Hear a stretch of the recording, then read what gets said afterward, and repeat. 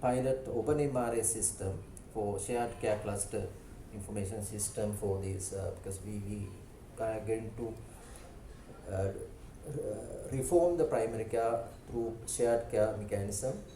So we deploy the system in 2 clusters. So we want to digitalize at least 50% of the primary care. Then apart from that, hospital, apart from the EMR, we need PACS and RIS. It gives a lot of return on investment.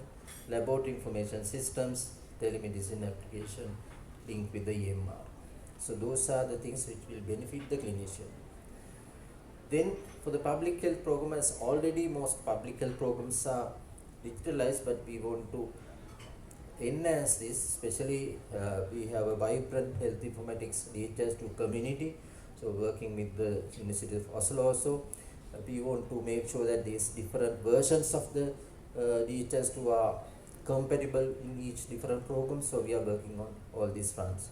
Apart from that, Family Health Bureau and Epidemiology unit are working with to collect individual level data in the future. So it will be gradually introduced to the system. And we are also now with World Bank project, we have started providing some infrastructure, digital infrastructure to MOH officers.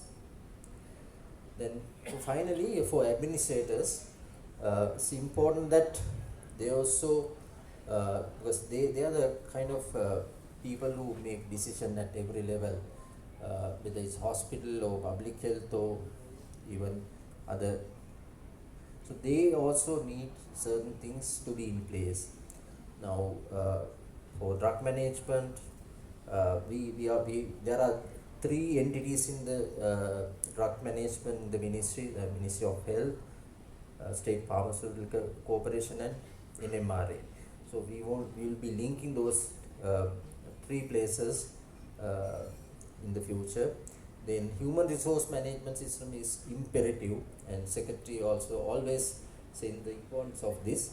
And there's a parallel development going on in the public administration ministry. So they are also developing human resource management system. We are looking at how best we could utilize that. Then other major investment in the health sector is the biomedical equipment. So biomedical engineering department, now they are working with the Korean government, now in the process of developing a health information system. And especially at different levels, administrators they need information quickly. Sometimes they need to take a real-time appropriate decisions, you need information. So one way of getting these 2 is the dashboard, but it is not the only thing, but there are a lot of other ways of getting the required information.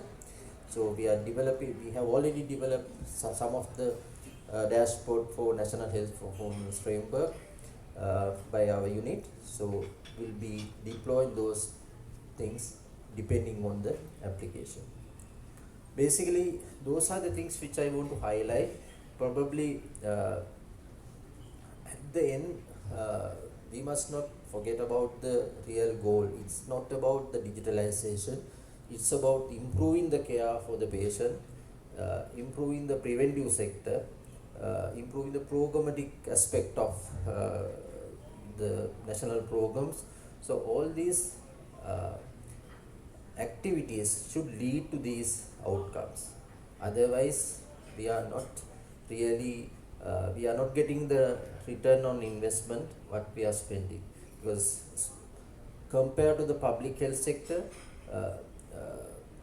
the curative sector, we need a lot of investment to digitalize hospitals and maintain those things. And we are also facing a lot of challenges in maintaining these systems. Fortunately, with the government thrust on digitalization, now we are getting a lot of money for development plus maintenance as well. Last 1 or 2 years we are getting, so this year also we are hoping to get this. So basically, those are the things which I want to highlight. With that, I will conclude my presentation. Thank you. Thank you very much for that insightful information. I think I have to make a small acknowledgement. Though I wrote the proposal, then Director Health Information, Dr. Anil Samaranayak, gave the leadership for that. And we are also thankful for what Professor Vajil Disanayak has done for the Community of Health Informatics. And we always recite the objective of digital health is not itself digital health, it's health. So moving on to the next speaker, it's a very valid presentation on how digital health can enable the primary health care for achieving universal health coverage. And we have a invited speaker, Dr. Tanu Gupta. She is a senior program officer of digital health at PATH Institute, and she has more than 6 years of professional experience. And she is also working on accelerating adoption of India's digital health mission and driving digital health efforts in Southeast Asia region. She holds a MPH degree from TISS Mumbai and has previously worked in public health space on health systems strengthening and nutrition and in several Indian states. She's also working, she has experience in National Health Authority where she has extensively worked on scaling Ayushman Bharat digital mission across the nation.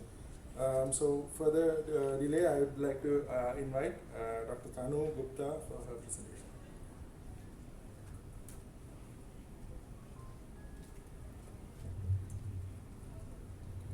Hi, good morning everyone. Thank you so much Dr. Anil and Dr. Chaminda for inviting me. This is a very special event for me, first time in Colombo, which makes it all the more special. So, Dr. Palita, thank you so much for that presentation. I think it set the context perfectly on digital public infrastructure and how it helps the health sector. I'll share some insights from India's journey on building a robust digital public infrastructure, then DPI for health, and how it's enabling primary healthcare digitization and some early learnings we've got out of it. So, India has a population of 1.4 billion people, which talks about the scale that if you have to implement anything, the scale that we're looking at. So, I think as building blocks, we looked at the digital infrastructure. There's a huge mobile phone penetration of more than 70%, a lot of internet users, 800 million plus people are using internet, which is also cheap. And more than 80% of the households have a smartphone. There's also a lot of support from the Ministry of IT in terms of having empaneled cloud service providers, which can be used by both government and private health applications.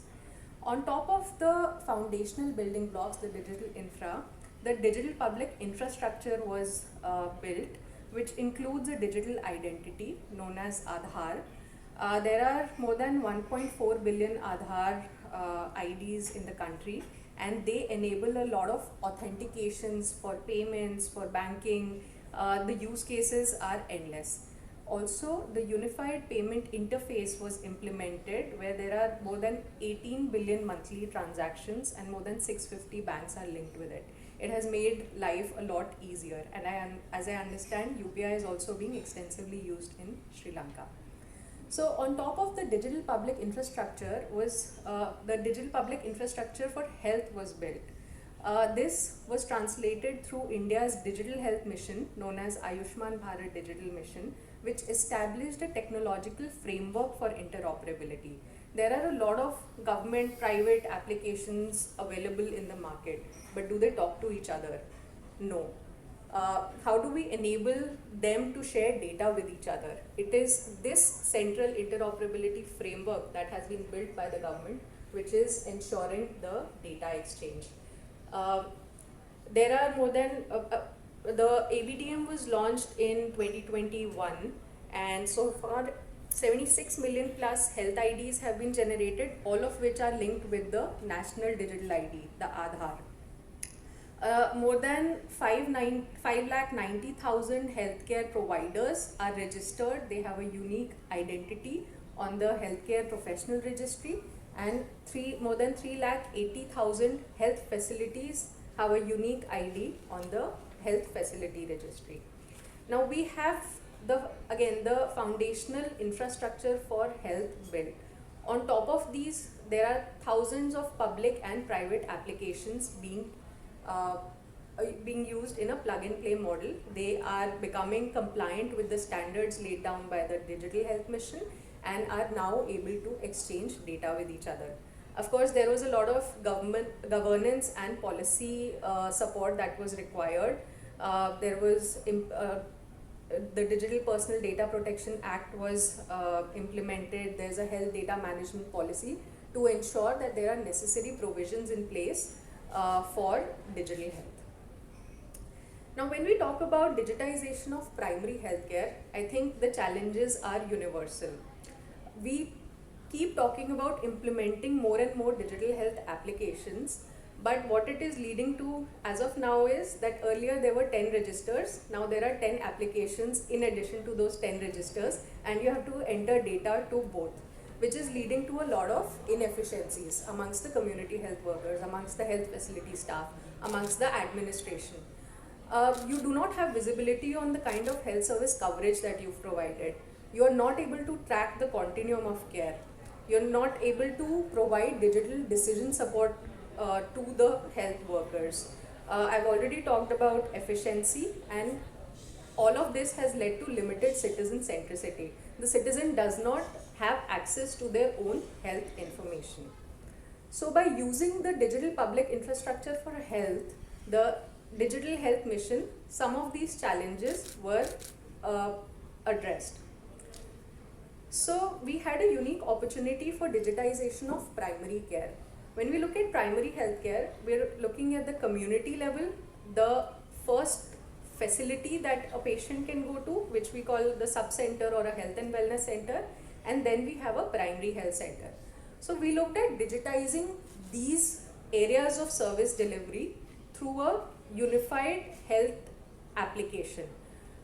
We know that we need data for reproductive and child health separately, for maternal health separately, for surveillance separately. And the community health worker is spending all of their time in data entry when they should be spending time in providing care to the citizens. So what if there was a unified interface for the community health worker to enter their data, which then gets pushed to the respective portals? That was the whole idea behind digitization of primary care model that we had implemented in one of the states in India. And of course, all of this was enabled by the National Digital Health Mission Technology Framework. So some of the pathways for digitally enabled primary healthcare and some learnings that we've got after a year or two of implementation is that you cannot do digital health in isolation. You would need a lot of support from the administration, a lot of ownership from the government in order to scale and sustain any initiative. And for that, you also need state-specific action plans. Technology is only one part of the solution, but there are a lot of enablers around technology that need to be taken into account, government ownership being one of them. Then you also need to establish robust governance framework and dedicated budgets for digital health. There was an observation that while we are giving money to digital health, but all of these budgets are fragmented across programs, across applications. So again, we are duplicating the efforts and we are not able to optimally use the available budgets. So there needs to be a dedicated budget for digital health. Then we also have to look at the IT infra at health facilities. We can have top world-class applications given at the community level, but do they have smartphones or tablets to be able to use those applications? Do they have enough internet connectivity in the facility to use those applications? So this is something that we need to assess and provide. Then we have to saturate the core building blocks such as identifiers for citizens, for healthcare providers, for health facilities, like Dr. Palitha had also mentioned. These are the building blocks for any digital health ecosystem. And we need to ensure interoperability of all new and existing digital systems. Then the next point is around capacity building of health workforce. So during our implementation experience, we found that there is resistance to new applications whenever they're implemented, but it's not because of the quality of the application. It's because community health workers already have so many applications being used and they don't want the burden of a new application with them. But if you come up with the right value proposition for them, if you come up with the right capacity building approach for them, they're much more receptive to adopting a newer application. So capacity building of health workforce is a top priority whenever we are looking at digitally enabled PLC. Then in India, there's a lot of dependence on the private sector for health services. More than 50% of the population goes to the private sector. So you cannot only focus on government facilities and government initiatives for digitization. You have to actively engage with the private sector to activate the entire digital health ecosystem. Also, there needs to be an enabling environment to foster and scale emerging technologies and innovations. When we are looking at digitization of primary healthcare, there are a lot of opportunities for AI innovations to come in place. Innovations like clinical decision support, innovations like medtech. So when you have this foundational ecosystem up and running, you will be more easily able to plug in the newer innovations that are coming up. Then you also need to establish mechanisms for meaningful use of data. The idea of digitization is not to have a factory that is generating data without any use. Aimlessly generating data, piles and piles of data, making no interpretations out of it. So how can we meaningfully use the data that is being generated at all levels of care? And lastly, we need to promote and encourage the use of citizen-centric personal health applications, because at the end of the day, it is the citizen's own health journey, it is the citizen's longitudinal health records that they should be able to access and share across health facilities. I'll give you a brief summary of the work that we are doing in one of the states, which is like a province in Sri Lanka. So we are looking at a state digital health roadmap coming up, where we highlight the pillars of the state ecosystem. You need to look at the infra, you need to look at the policy, governance, investments, digital systems and services, health data management, AI, a state health information stack. And what does this look like when you have to implement it? What does a 5-year plan look like for a state? Then the second component of the project is the implementation of a comprehensive primary healthcare application, which becomes that universal single interface application for the community health workers, in which they are able to enter data, which gives them insights on, which helps them in their work. Giving you a small example, a community health worker has to enumerate a village. She has to maintain data of all the families in a village. Then she has to manually find out how many of these are eligible couples which can receive family planning services. Then she has to manually extract the number of pregnant women in the village. When is her ANC due? When does she need to get a follow-up? When is her delivery due? There are so many registers that she has to maintain and so many digital applications where this information is fragmented. So this unified interface gives her all of that information in one screen, in one application, and this data can be shared with her supervisors. The third component is looking at adoption of the digital mission, having identifiers for citizens, for healthcare professionals, for health facilities, and also looking at promoting use of personal health record applications which can be accessed by citizens, which can be used by citizens.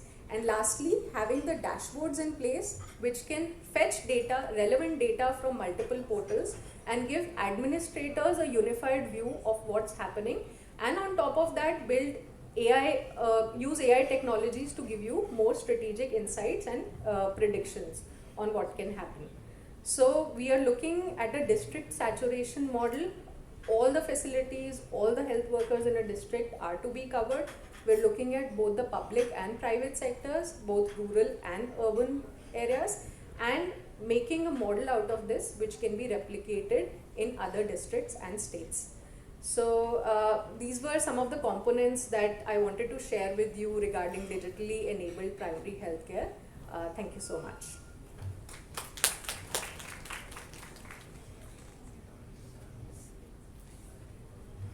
Thank you very much for that presentation. I think most of the Zero region countries are moving forward in integrating digital health into their health systems. Of course, the scale of what is being done in India, size of the geography and the population is not comparable to Sri Lanka. But I think the journey is quite similar and many lessons that we can learn from the Indian experience. Moving forward with the next presentation, the presentation is by Professor Vajra Disanayaka. He would not need any introduction to this audience, so I'll cut it to a very minimum. The introduction. He is a current Dean and Senior Professor in Department of Anatomy, Faculty of Medicine, University of Colombo. He is also the current President of Sri Lanka Medical Council. He is the past President of Sri Lanka Medical Association, Commonwealth Medical Association, and he also is the chairperson of Commonwealth Center for Digital Health. And he also leads the Board of Study for Health Informatics at the Postgraduate Institute of Medicine. I would like to invite Professor Ajit Sanaka to deliver the speech on catalyzing digital health economy, frugal innovations from Sri Lanka to the world. Over to you, sir. Thank you very much, Shaminda. When we were planning this, the symposium, and thinking of what I was going to talk, I suggested that we'll talk on the digital health economy because, as the health sector in Sri Lanka, we are dependent on imported technology in all forms. And there has to be something that we can give back and get a return on investment. When we started our digital health journey more than 2 decades ago, more than 2 decades ago in the 1998 with the Health Informatics Society, and then moved into forming the specialty board in biomedical informatics at the PGIM in 2008. We had one thing in mind, that was frugal innovation. Because there was nothing, none of the technologies that we were talking about existed at that time, and we had to innovate. But today, things have gone leap and bound. These are the revenues people are deriving, and these are the revenues people are projecting. And where is that revenue? A lot of that is in the applications. And what are the growth areas? Asia Pacific, where we are seated, is one of the main growth areas. Now, I want to say this. The Ministry of Health Sri Lanka is a powerhouse for digital health innovations. Palita, you will agree with me. It has happened, organically because we didn't have those interoperable layers. But that is where it is. And the credit goes obviously to the people who came out of this program, the Masters in Biomedical Informatics and Health, MD in Health Informatics. And Chaminda, who's chairing, is one of those, poster childs of that program. And there are lots of them out there, you would know, and some of them are in the audience today. We have produced more than 300 of them with MSCs and more than 100 with MDs and so on, and they are leading the effort. So at the very beginning, because there was nothing there, we had to focus on innovation, and we said the innovation that we were focusing was on frugal innovation, low cost, highly effective, scalable, sustainable innovation that meets, that was built on open source, open standards, meeting local needs, custom built, interoperable, MOH owned and maintained. These were some of the mantras that we had, and we always said that the digital health solution should be built by health professionals in partnership with the ICT community, and that the biomedical and health equipment should lead this process, because e-health is a tool. We were not having the digital health word at that time. It was e-health tool which should be used where appropriate, and the aim was, as Chaminda said, health, not digital health. And we were producing this group to work with administrators like Anil before Palita. Palita came in next, and then before him we had a lot of others, and they have made fantastic use of the human resources that we built.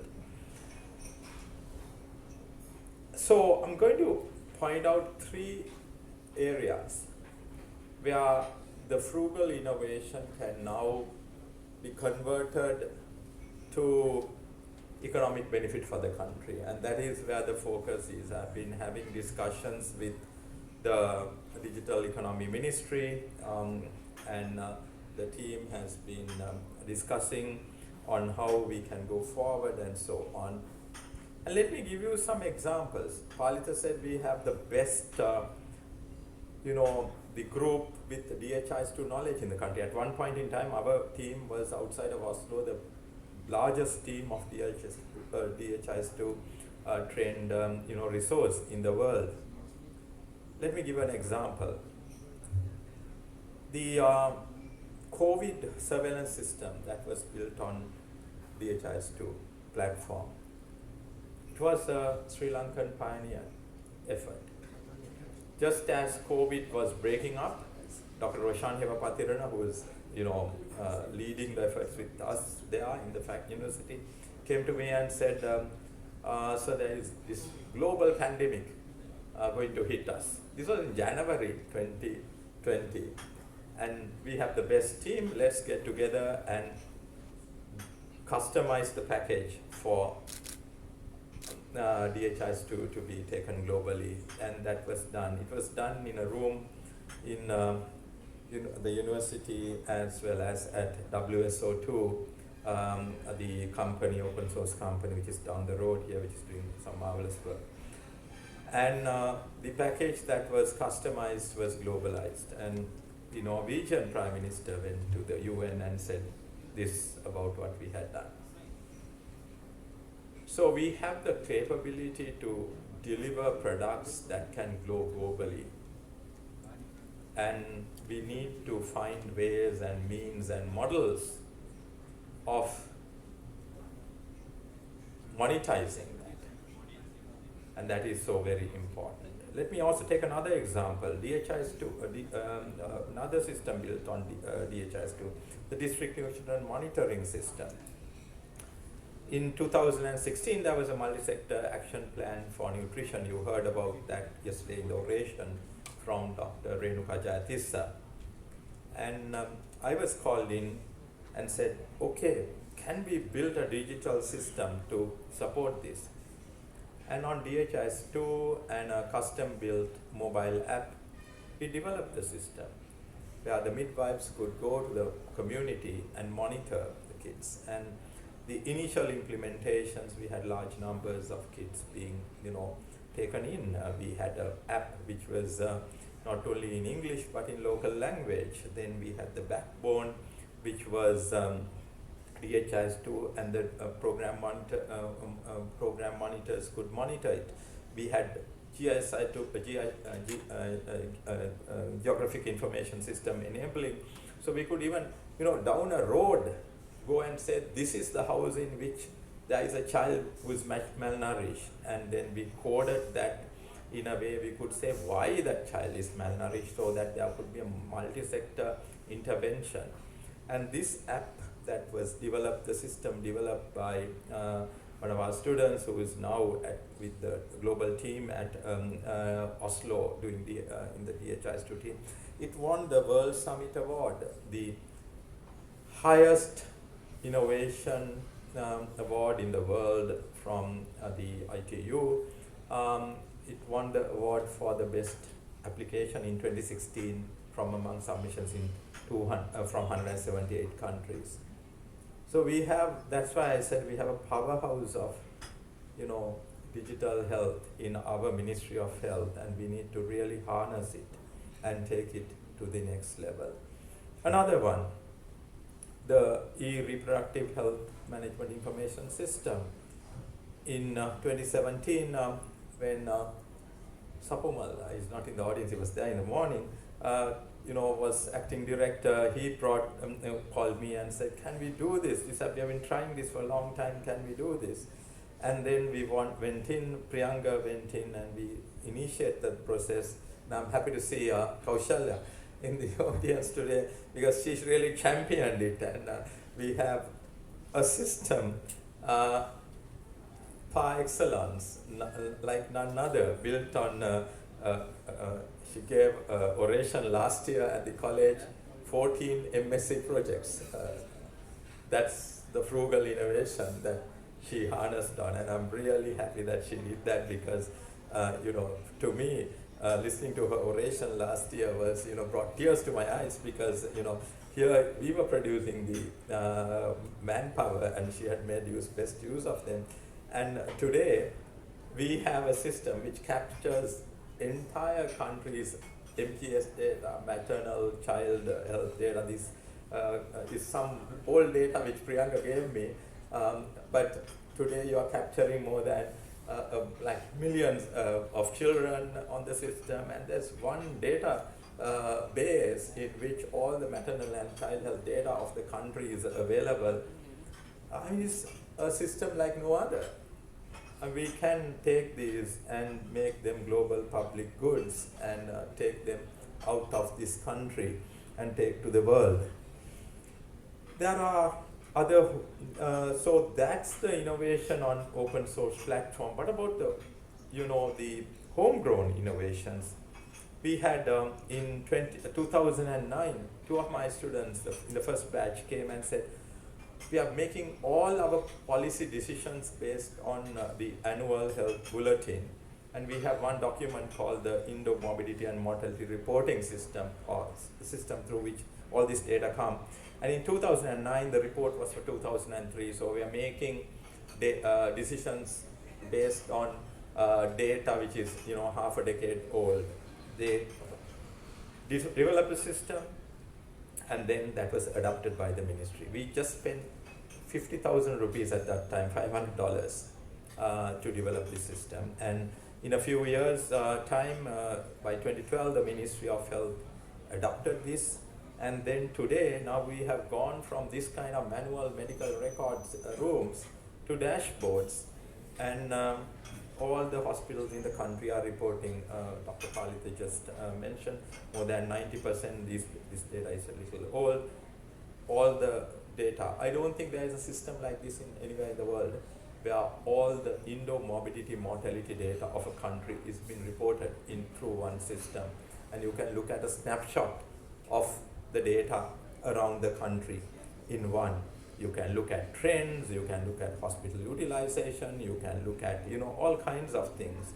And today we have this, a dashboard which can be interrogated at hospital ward level, hospital level, district level, provincial level, national level, and we produce a system which is, which we produce the manual document as well, so that people can have.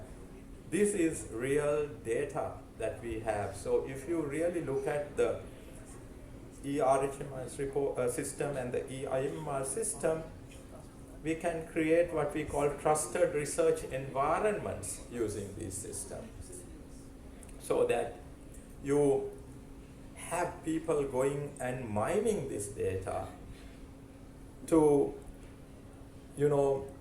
basically come up with recommendations informing policy. I'm sure there are lots of community medicine trainees in the audience today. You should all be, mining this data and coming up with demographic information, hospital utilization information. There's so much that can be done.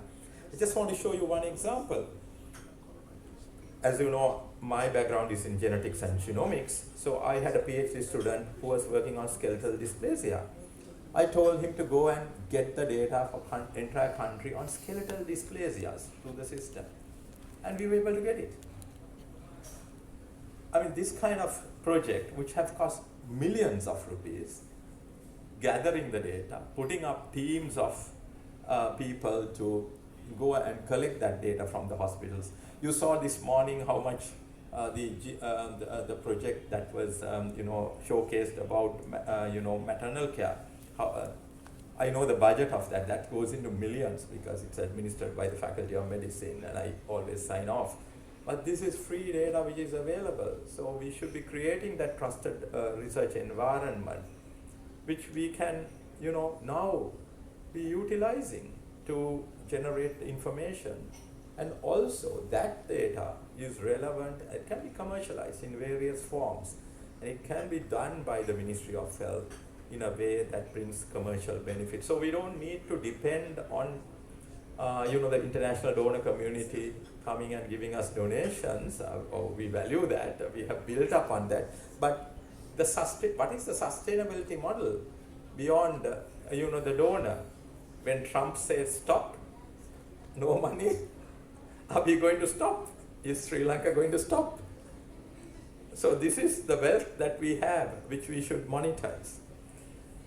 Then, of course, commercial products. We have, in this, in a 2.5 kilometer radius of where we are, I think some of the top IT companies in the world. And when we started this work, one of these companies, Belita, came and started engaging us.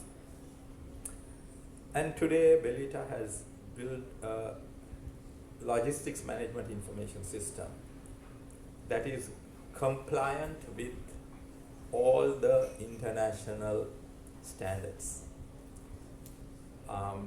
And it is now used to deliver logistics in certain countries. For example, Nepal, entire logistics management runs on their LMIS. So the partners with which we can engage are also here in the country, and we should be engaging with them too. So in summary, we have the rise of the digital economy and digital health economy, and it gives us so many opportunities. I have made the case for why Sri Lanka. We have real potential. We have products which can be taken globally. We need to enable partnerships. We've done that, government, academia, industry. We have to scale it up. And then we have to look at pathways to scale and sustainability, commercial strategies, balancing IP and public goods, cross-border regulatory alignments, and so on. In fact, in the Sri Lanka Medical Council that I am the president of which now, we've got a separate committee looking at cross-border healthcare because we want to create an enabling environment for cross-border digital care to happen. And then, of course, what are the other enablers of global reach? We have lots of Sri Lankan expats who are innovating, who want to come to the country and enable. We need to work with them. And then we have to look at a new paradigm for global public goods. These global public goods shouldn't be, in my view, developed in the West and brought here. They should be innovations coming from our countries that are globalized, and that is what we should be working on. And then, of course, finally, we have to shape the future starting at home. Let's invest, scale, and share these innovations globally and bring economic benefit to the country. That should be our mantra going forward. As Chaminda said at the beginning, we had to say we were working on health, not e-health or digital health, because people were asking us, are you taking money away from healthcare to put some computers in hospitals. So we have to be diplomatic. Today, we have made that investment. We are 15 years into that, in that journey of 15 years plus, and we should now be reaping the benefits of that investment. And this is the way the developed world is thinking. Look at NHS innovation. That is what they are doing.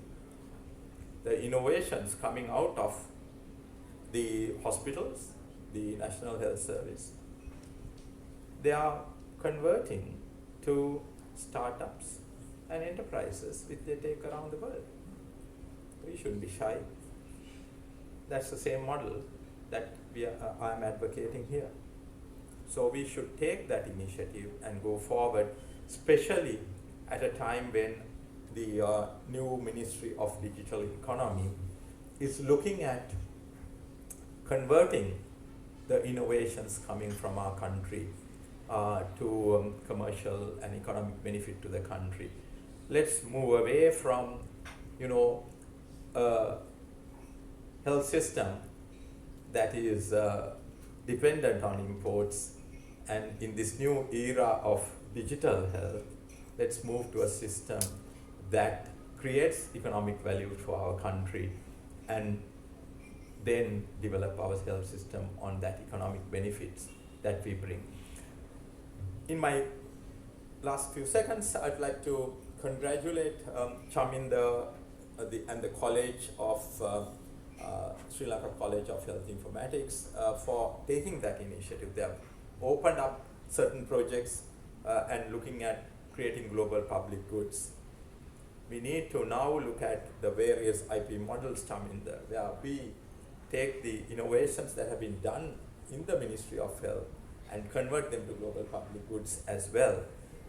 And that is a conversation we can have with the Ministry of Digital Economy, because they are open to it. And I'm sure with Dr. Palita's leadership in the Directorate of Health Information in the ministry, we can all work together with that vision in mind. So with those words, thank you very much for your patient listening. I hope that all of you will join us in this enterprise as we go forward. Thank you very much.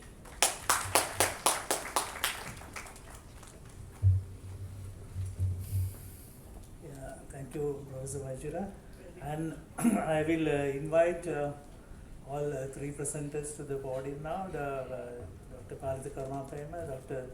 Thanu Gupta, and Professor Vajra. In the meanwhile, I must say that digital health is like first love in my life.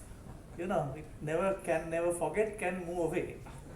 Because whenever I go to even Geneva or in New Delhi, I am forced to chair digital health session, though the subject belongs to my brother Palita. So basically I am looking after like his love as my love. I invite three of you, please.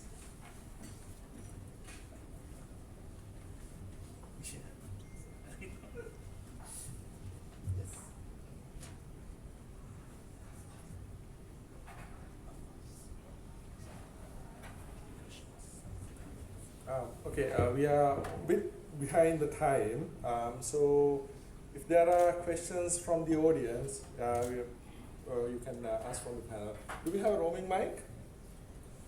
There's a question here. Thank you. This is Professor Mamun. I'm an AI scientist working on digital health last, I think, 16 years. I was just opposite of you guys. You just medicine to shifted to technology, and I shifted technology to the medicine. So I actually left my career in North America with a one mission, that how can we build the innovation and technology in LMIC country like Bangladesh or Sri Lanka, like what you say, that will export to the other LMIC country. We don't need to export in America. So I call it the world having 8 billion people and 7 billion people in the developing country. And we should innovate, that you said about the frugal innovation, and we should export to our developing world so that we can make it cost effective sustainable, because American or like North technology will be very expensive and it is not go with us. So I think Sri Lanka is like what I dreamed of, and last 10 years I'm working in Bangladesh. You guys actually showed it. So now the next step is two things that what I actually see, that when we use the MasterCard, we can use anywhere in the world, right? But if we can do the financial transaction at anywhere in the world, why I'm having a problem when I'm in Sri Lanka, I don't have my health data with me? This is one of the issues we need to address, how quickly we can solve it. Another thing is, many LMIC countries, they are struggling on census, surveillance, a lot of things. As I think Palita said, that data is moving faster than the disease spread like COVID, right? So how can we harness this data together with artificial intelligence so that we can build a lot of prediction models, like who is the risk of stroke or heart attack or endometriosis or many other things at the doorstep of the people. So because one thing what we found, community health workers last 30 years, we train community health worker and sending with digital or analog, doesn't matter, serving one or two issues. How can we empower the community health worker through an AI copilot to go to the household and serving one to everyone, from newborn to older people? And that we built in Bangladesh, we piloted on the 3 million people. So how can we work together building the innovation for scale? Thank you. Thank you very much. So I think Dr. Khalid is going to take the question, yes? Yeah, I mean, from our perspective, from the probably Vajra can give a different perspective. From the Minister of perspective, in line with our digital health blueprint, we are very much in line with the open source, open standard software applications. And with that, what we want is to get the even many applications we are currently using OpenMRS, DHIS2. Some of the things are open source application. So whether it's from Sri Lanka or whether it's in any other part of the country, world, it doesn't matter. So provided that there are people to customize this in Sri Lanka, we need to build that capacity to ensure that even that is sometimes very costly. Even now we are doing some OpenMRS customization, is fairly costly. That's why I was told to Professor Vajra to develop a community around the OpenMRS. I don't know whether I have answered your question, but in principle, we are working with the open source products, free and open source products, to ensure that it's more beneficial to the country. I don't think there is a direct yes/no answer. I mean, obviously all of us can work together, but we'll need to see which models of working alike. So for example, if it's government to government, it's easy. So because governments talk to each other and you can always work. But if it is, again, if it's academia is easy. You can, but when it comes to implementing, then it is just not, could not be just government to government or academia to academia, but it could be tripartite or other models and so on. So we need to look at models. So new models have to evolve. New models have to evolve on how do you partner? That's one aspect. And new models have to evolve on financing and sustainability, because as we see now, the old models don't hold water anymore. I mean, they're just they're all disappearing, and so therefore we need to look at the models that are fit for purpose and that would pay back our investments and enable our systems. Now, why I say that is the amount of money that Sri Lanka as a country has spent on producing our digital health specialists is enormous. So they have created something special for us, and we have to be shrewd and smart to make make money out of that, investment and the innovations that they have made, so that we become sustainable and we don't become dependent on donors and others, because that's not a sustainable building model. That's what last year has shown us. Okay, thank you very much, and thank you very much for the question. I'm sorry, but the next session is about to start and they're waiting for us to clear the stage. I would like to thank all the three speakers, eminent speakers who shared their views with the audience. And I'd hand over to the Master of Ceremonies. Yes, thank you very much, sir. So thank you very much for our respected chairpersons as well as the eminent speakers, as you said. Let's move on to the tokens of appreciation ceremony. I kindly invite Dr. Anil Samaranayake to present the tokens of appreciations to, first of all, sir, would you mind just stepping up onto the front of the podium, and we will present the first token of appreciation from Dr. Anil Samaranayake to Dr. Tanu Gupta.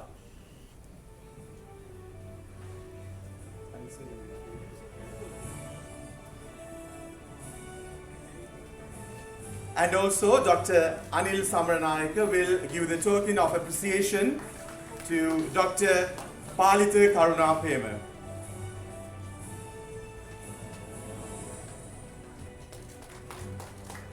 Thank you very much, sir. Now I would like to invite Dr. Chaminda Veerabhadana to present the tokens of appreciation to Professor Vajira Disanayake.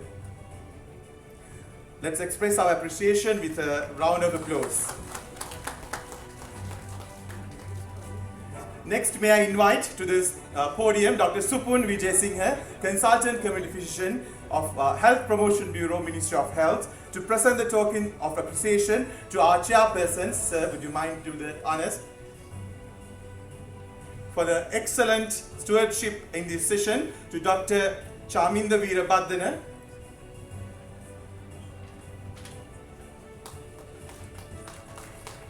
and to Dr. Anil Samaranayake.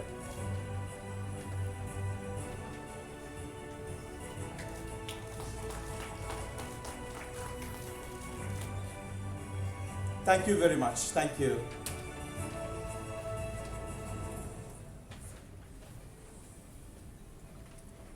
Thank you, sir. Ladies and gentlemen, that brings the end of the symposium number 1. Thank you everyone who contributed for the success of this event.